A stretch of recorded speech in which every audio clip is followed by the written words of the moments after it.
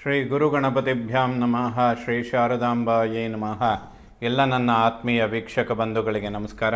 ವೀಕ್ಷಕರೇ, 2025ನೇ ಇಸ್ವಿ ಮಾರ್ಚ್ 29ನೇ ತಾರೀಕು ಶನಿ ಮಹಾತ್ಮನ ಪರಿವರ್ತನೆ ಕುಂಭರಾಶಿಯಿಂದ ಮೀನರಾಶಿಗೆ ಉಂಟಾಗುವಂಥದ್ದಿರುತ್ತೆ. ಅದ್ಭುತವಾದಂತಹ ಒಂದು ಪರಿವರ್ತನೆ. 2.5 ವರ್ಷಕ್ಕೊಮ್ಮೆ ಒಂದು ರಾಶಿಯನ್ನು ಶನಿ ಪರಿವರ್ತನೆ ಮಾಡ್ತಾನೆ. ಅತ್ಯಂತ ಪರಾಕ್ರಮ ನವಗ್ರಹಗಳಲ್ಲಿ ಅತ್ಯಂತ ಬಲಿಷ್ಠನಾದಂಥವನು, ದಂಡಾಧಿಕಾರಿ, ಕರ್ಮಾಧಿಕಾರಿ ಅಂತ ಹೇಳ್ತೇವೆ. ಧರ್ಮ ಮಾರ್ಗದಲ್ಲಿ ಕರ್ಮ ಮಾಡೋದಕ್ಕೆ ಪ್ರೇರಣೆ ಕೊಡುವಂತಹ ಗ್ರಹ ಶನಿ ಮಹಾತ್ಮ ಆಗಿರ್ತಾನೆ. ಕರ್ಮ ಉದ್ಯೋಗದಲ್ಲಿ ಅಥವಾ ಧರ್ಮ ಮಾರ್ಗದಲ್ಲಿ ಬರುವಂತಹ ಒಂದು ಜಿಜ್ಞಾಸೆಗಳು ಅಥವಾ ತಪ್ಪುಗಳಿಗೆ ಸಮಸ್ಯೆಗಳನ್ನು ತಂದೊಡ್ಡುವಂಥದ್ದು, ಅದನ್ನು ಪರೀಕ್ಷೆ ಮಾಡುವಂಥದ್ದು ಕೂಡ ಶನಿ ಮಹಾತ್ಮನಿಗೆ ಸಂಬಂಧಪಡುವಂತಹ ವಿಚಾರ ಆಗಿರುತ್ತೆ. ಹಾಗಾಗಿ ವಿಷಮ ಸ್ಥಾನಗಳಲ್ಲಿ ಬಂದಾಗ, ಅಂದರೆ 7.5 7.5 ವರ್ಷಗಳ ಶನಿ ದೋಷ, ಅರ್ಧಾಷ್ಟಮದಲ್ಲಿ 2.5 ವರ್ಷ, ಪಂಚಮ ಶನಿಯಲ್ಲಿ 2.5 ವರ್ಷ, ಅಷ್ಟಮ ಶನಿಯಲ್ಲಿ 2.5 ವರ್ಷ, ಈ ರೀತಿಯಾಗಿ 30 ವರ್ಷಗಳಲ್ಲಿ ಹಲವಾರು ಬಾರಿ ಶನಿ ವಿಷಮ ಸ್ಥಾನಗಳಿಗೆ ಬರ್ತಾನೆ. 1 ತಿಂಗಳು 1 ವಾರ ಇಂತಹ ಯೋಗಗಳ ಸೃಷ್ಟಿಯಾದರೆ ಅಷ್ಟು ಸಮಸ್ಯೆ ಆಗೋದಿಲ್ಲ.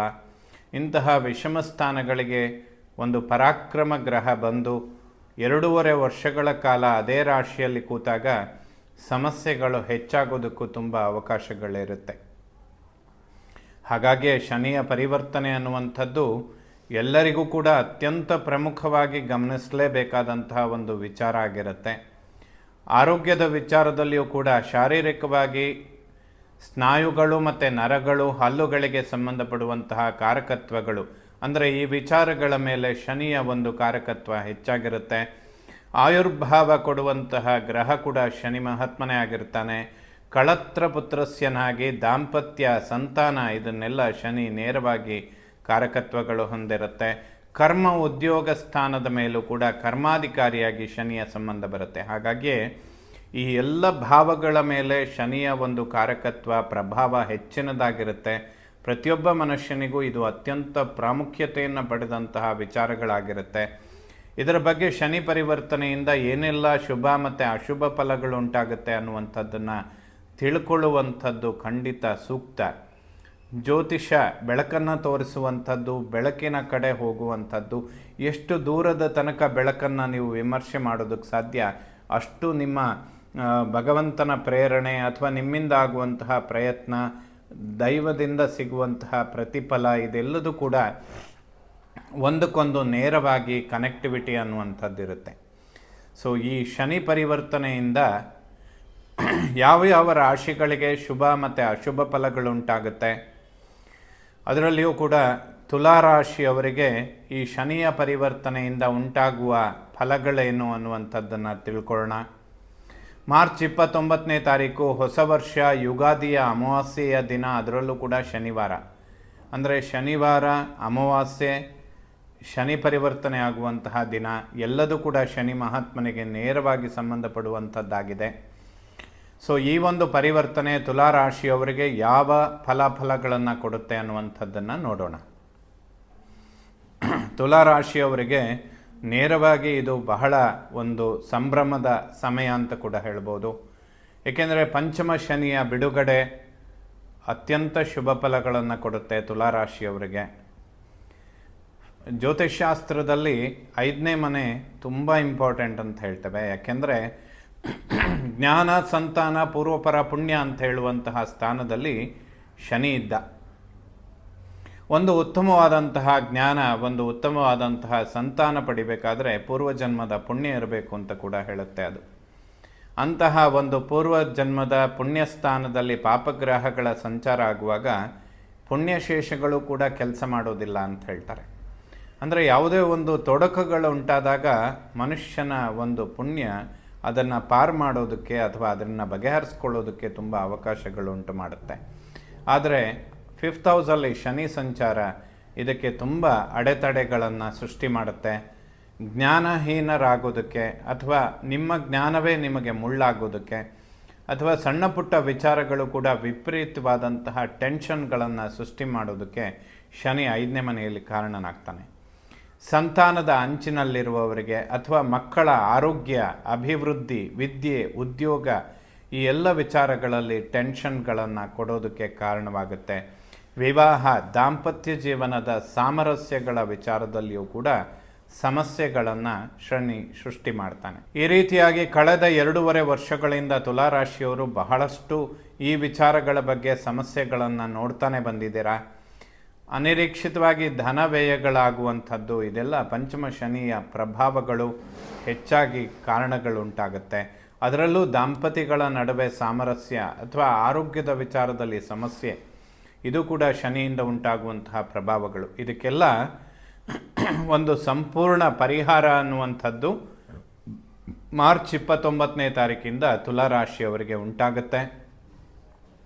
ಆಲ್ಮೋಸ್ಟ್ ಈ ಎಲ್ಲ ಸಮಸ್ಯೆಗಳಿಂದ ಹೊರಗೆ ಬರೋದಕ್ಕೆ ಖಂಡಿತ ಈ ಒಂದು ಪರಿವರ್ತನೆ, ಶನಿಯ ಒಂದು ಪರಿವರ್ತನೆ ಖಂಡಿತ ಕಾರಣವಾಗುತ್ತೆ. ಮುಂದಿನ ಭವಿಷ್ಯಕ್ಕೆ, ಮುಂದಿನ ಜೀವನದಲ್ಲಿ ಒಂದು ಗುರಿ ಮುಟ್ಟೋದಕ್ಕೆ ಅಥವಾ ಭಗವಂತನ ಒಂದು ಪ್ರೇರಣೆ, ನಿಮ್ಮ ಒಂದು ಪ್ರಯತ್ನ, ದೈವದ ಒಂದು ಪ್ರತಿಫಲ, ಇದೆಲ್ಲದೂ ಕೂಡ ಒಂದು ಗುರಿ ಮುಟ್ಟೋದಕ್ಕೆ ಖಂಡಿತ ಸಾಧ್ಯವಾಗುತ್ತೆ ವೀಕ್ಷಕರೇ. 6ನೇ ಮನೆಗೆ ಶನಿ ಬರುವಂಥದ್ದು ಶತ್ರು ಧ್ವಂಸವಾಗುತ್ತೆ. ಯಾವುದೇ ಶತ್ರು ಬಾಧೆಗಳಿರೋದಿಲ್ಲ. ಟೆನ್ಷನ್ಗಳು ತುಂಬ ಕಡಿಮೆ ಆಗುತ್ತೆ. ಮಕ್ಕಳ ವಿಚಾರದಲ್ಲಿ ಆರೋಗ್ಯ, ವಿದ್ಯಾಭ್ಯಾಸ, ಉದ್ಯೋಗ ಇದೆಲ್ಲ ತುಂಬ ಅಭಿವೃದ್ಧಿಗಳನ್ನು ಕಾಣೋದಕ್ಕೆ ಈ ಶನಿಯ ಒಂದು ಪರಿವರ್ತನೆ ಪ್ರಮುಖವಾಗಿ ಕಾರಣಗಳಾಗುತ್ತೆ. ಸೊ ತುಲಾರಾಶಿಯವರಿಗೆ ಒಂದು ದೊಡ್ಡ ಪ್ರಮಾಣದ ಟೆನ್ಷನ್ ಬಿಡುಗಡೆ ಆಗುತ್ತೆ ಅಂತ ನೇರವಾಗಿ ಹೇಳ್ಬೋದು. ಮೇ 14ರ ನಂತರದಲ್ಲಿ ತುಲಾರಾಶಿಯವರಿಗೆ ಗುರುಬಲ ಅನ್ನುವಂಥದ್ದು ಕೂಡ ಪ್ರಾರಂಭ ಆಗುತ್ತೆ. ವಿವಾಹ ಇಂತಹ ಮಂಗಳ ಕಾರ್ಯಗಳು ವಿಳಂಬ ಆಗ್ತಾ ಇದ್ದರೆ ಅಥವಾ ಸಂತಾನದ ಅಂಚಿನಲ್ಲಿರುವಂಥವರಿಗೆ ಇದೆಲ್ಲ ಒಂದು ಉತ್ತಮವಾದ ಗುರಿ ಮುಟ್ಟುವಂತಹ ಸಮಯ. ಮೇ 14ರ ಒಂದು ಗುರುಬಲದ ಪ್ರಾರಂಭ, 6ನೇ ಮನೆಗೆ ಶನಿ ಪ್ರವೇಶ, ಮಾರ್ಚ್ 29, ಈ ಎರಡೂ ಪರಿವರ್ತನೆಗಳು ಬಹಳ 2-3 ವರ್ಷಗಳಿಂದ ಹಿನ್ನಡೆಯಲ್ಲಿರುವಂತಹ ನಿಮ್ಮ ಎಲ್ಲ ಕೆಲಸ ಕಾರ್ಯಗಳು ಅಭಿವೃದ್ಧಿಯನ್ನು ಪಡ್ಕೊಳ್ಳುತ್ತೆ. ಗುರಿ ಮುಟ್ಟೋದಕ್ಕೆ ಖಂಡಿತವಾಗಲೂ ಸಾಧ್ಯವಾಗುತ್ತೆ ವೀಕ್ಷಕರೇ. ಕುಟುಂಬದಲ್ಲಿ ಸೌಖ್ಯ, ನೆಮ್ಮದಿ ಇದೆಲ್ಲ ಕಾಣೋದಕ್ಕೆ ಸಾಧ್ಯ. ಯಾವುದೇ ಸಾಮರಸ್ಯಗಳಿಗೆ ಸಮಸ್ಯೆ ಇರೋದಿಲ್ಲ. ಹಣಕಾಸಿನಲ್ಲಿ ಅಭಿವೃದ್ಧಿಗಳನ್ನು ಕಾಣ್ತೀರಾ, ಖಂಡಿತ ಶುಭವಾಗುತ್ತೆ. ವಿದ್ಯಾರ್ಜನೆ ಮಾಡುವಂತಹ ಮಕ್ಕಳಿಗೆ ಅತಿಶಯ ಶುಭ ಫಲ ಅಂತ ಹೇಳ್ಬೋದು. ತುಲಾರಾಶಿಯವರಿಗೆ ಅವರ ಮಕ್ಕಳಿಗೆ ಎಜುಕೇಷನ್ ತುಂಬ ಚೆನ್ನಾಗಾಗುತ್ತೆ. ವಿದೇಶದಲ್ಲಿ ವಿದ್ಯೆ, ಉದ್ಯೋಗ, ವ್ಯಾಸಂಗ, ಉನ್ನತ ಉದ್ಯೋಗ, ಇದರಲ್ಲಿ ಪರಿವರ್ತನೆಗಳು ಇದೆಲ್ಲದೂ ಕೂಡ ಅಭಿವೃದ್ಧಿಗಳನ್ನು ಕೊಡುತ್ತೆ. ಅದೇ ರೀತಿಯಲ್ಲಿ ಯಾವುದೇ ಪಾರ್ಟ್ನರ್ಶಿಪ್ ಅಥವಾ ವ್ಯವಹಾರಗಳಿದ್ದರೆ ಅಭಿವೃದ್ಧಿಗಳನ್ನು ಕಾಣ್ತೀರಾ. ಹೊಂದಾಣಿಕೆ ತುಂಬ ಚೆನ್ನಾಗಾಗತ್ತೆ. ಬಿಸ್ನೆಸ್ ತುಲಾರಾಶಿಯವರಿಗೆ ಖಂಡಿತ ಅಭಿವೃದ್ಧಿಗಳನ್ನು ಕೊಡುತ್ತೆ. ಅದರಲ್ಲಿಯೂ ಕೂಡ ಪಾರ್ಟ್ನರ್ಸ್ ಜೊತೆಗಿನ ವ್ಯವಹಾರ ತುಲಾರಾಶಿಯವರಿಗೆ ಖಂಡಿತ ಅಭಿವೃದ್ಧಿಯಾಗುತ್ತೆ. ಮೇ 14ರ ನಂತರ ಯಾವುದೇ ಇನ್ವೆಸ್ಟ್ಮೆಂಟ್ಗಳು ಮಾಡೋದಿದ್ರೂ ಕೂಡ ದೊಡ್ಡ ಪ್ರಮಾಣದಲ್ಲಿ ಖಂಡಿತವಾಗ್ಲೂ ಮಾಡ್ಬೋದು. ಹೊಸ ಪ್ರಾಪರ್ಟಿ, ವಾಹನ ಖರೀದಿ ಮಾಡುವಂತಹ ವಿಚಾರಗಳು ಅಭಿವೃದ್ಧಿಯನ್ನು ಪಡ್ಕೊಳ್ಳುತ್ತೆ. ತುಲಾರಾಶಿಯವರಿಗೆ ಖಂಡಿತ ಶುಭ ಫಲ. ಮೇ 14ರ ನಂತರ ವಿವಾಹ ಇಂತಹ ಶುಭ ಕಾರ್ಯಗಳಿಗೆ ಗುರುಬಲ ಅನ್ನುವಂಥದ್ದು ಪ್ರಾರಂಭ ಆಗುತ್ತೆ. ಶನಿಯ ಒಂದು ಕಾರಕತ್ವ, ಶನಿಯನ್ನು ಕಳತ್ರ ಪುತ್ರಸ್ಯ ಅಂತ ಹೇಳ್ತೇವೆ. ದಾಂಪತ್ಯ, ಸಂತಾನ ಇದೆಲ್ಲ ಶನಿಗೆ ನೇರವಾಗಿ ಸಂಬಂಧಪಡುವಂತಹ ವಿಚಾರಗಳು ಖಂಡಿತ ಅಭಿವೃದ್ಧಿಯನ್ನು ಪಡ್ಕೊಳ್ಳುತ್ತೆ. ಅಷ್ಟಮ ಭಾವದ ಮೇಲೆ ಶನಿ ದೃಷ್ಟಿ ಬೀಳೋದ್ರಿಂದ ಸ್ವಲ್ಪ ಟೆನ್ಷನ್ ಅನ್ನುವಂಥದ್ದು ಇರುತ್ತೆ. ಏನೇ ಒಳಿತನ್ನು ನೋಡಿದರೂ ಕೂಡ, ಅಂದರೆ ನಿಮ್ಮ ಬಹಳಷ್ಟು 2-3 ವರ್ಷಗಳಿಂದ ಹಿನ್ನಡೆಯಲ್ಲಿರುವಂತಹ ವಿಚಾರಗಳು ಈಗ ಅಭಿವೃದ್ಧಿಗಳನ್ನು ಪಡ್ಕೊಳ್ಳುತ್ತೆ. ಆದರೂ ಸಣ್ಣ ಪ್ರಮಾಣದ ಟೆನ್ಷನ್ಗಳಿರುತ್ತೆ. ಮಾತೃವಿನ ಆರೋಗ್ಯದಲ್ಲಿಯೂ ಕೂಡ ಅಭಿವೃದ್ಧಿಗಳನ್ನು ಕಾಣ್ತೀರಾ. ಹಲ್ಲುಗಳು, ನರಗಳು ಮತ್ತು ಸ್ನಾಯುಗಳಿಗೆ ಸಂಬಂಧಪಟ್ಟಂತೆ ಆರೋಗ್ಯದಲ್ಲಿ ಅಭಿವೃದ್ಧಿಗಳನ್ನು ಖಂಡಿತವಾಗಲೂ ನಿರೀಕ್ಷೆ ಮಾಡ್ಬೋದು. ಭಾಗ್ಯೋದಯಗಳಾಗುತ್ತೆ, ಯಾವುದೇ ಸಮಸ್ಯೆಗಳಿಲ್ಲ. ಪಿತ್ರಾರ್ಜಿತ ಆಸ್ತಿಗಳು ಒಂದು ಉತ್ತಮವಾದಂತಹ ವ್ಯವಸ್ಥೆ ಮಾಡಿಕೊಳ್ಳೋದಕ್ಕೆ ಖಂಡಿತವಾಗಲೂ ಸಾಧ್ಯವಾಗುತ್ತೆ. ಇದೆಲ್ಲದಕ್ಕಿಂತ ಬಹಳ ವಿಶೇಷವಾದ ಫಲ ಏನು ಅಂದರೆ ತುಲಾರಾಶಿಯವರಿಗೆ ಕರ್ಮ ಉದ್ಯೋಗದಲ್ಲಿ ನಿರೀಕ್ಷೆಗೂ ಮೀರಿದ ಅಭಿವೃದ್ಧಿಗಳನ್ನು ಕಾಣಬಹುದು.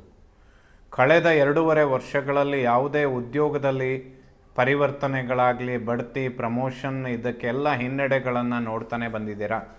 ಆದರೆ ಈ ಸಮಯದಲ್ಲಿ ತುಲಾರಾಶಿಯವರಿಗೆ ಉದ್ಯೋಗ ಕ್ಷೇತ್ರದಲ್ಲಿ ಅತಿಶಯವಾದ ಲಾಭ, ಸ್ವಂತ ವ್ಯವಹಾರ ಮಾಡುವಂಥವರಿಗೆ ಅತಿಶಯವಾದ ಅಭಿವೃದ್ಧಿ, ಇನ್ವೆಸ್ಟ್ಮೆಂಟ್ಗಳು ಅಧಿಕವಾದ ಲಾಭಗಳನ್ನು ಕಾಣೋದಕ್ಕೆ ಸಾಧ್ಯವಾಗುತ್ತೆ.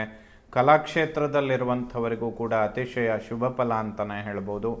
ಉದ್ಯೋಗದಲ್ಲಿ ಪ್ರಮೋಷನ್ಗಳನ್ನು ಖಂಡಿತವಾಗ್ಲೂ ಎಕ್ಸ್ಪೆಕ್ಟ್ ಮಾಡ್ಬೋದು. ಮೇ 14 ನಂತರ ಉದ್ಯೋಗದ ಪರಿವರ್ತನೆಗಳನ್ನು ನಿರೀಕ್ಷೆ ಮಾಡಿದರೂ ಕೂಡ ಖಂಡಿತವಾಗ್ಲೂ ಶುಭವಾಗುತ್ತೆ. ಹೊಸ ಹೊಸ ಅವಕಾಶಗಳು ನಿಮ್ಮನ್ನು ಹುಡ್ಕೊಂಡು ಬರುತ್ತೆ.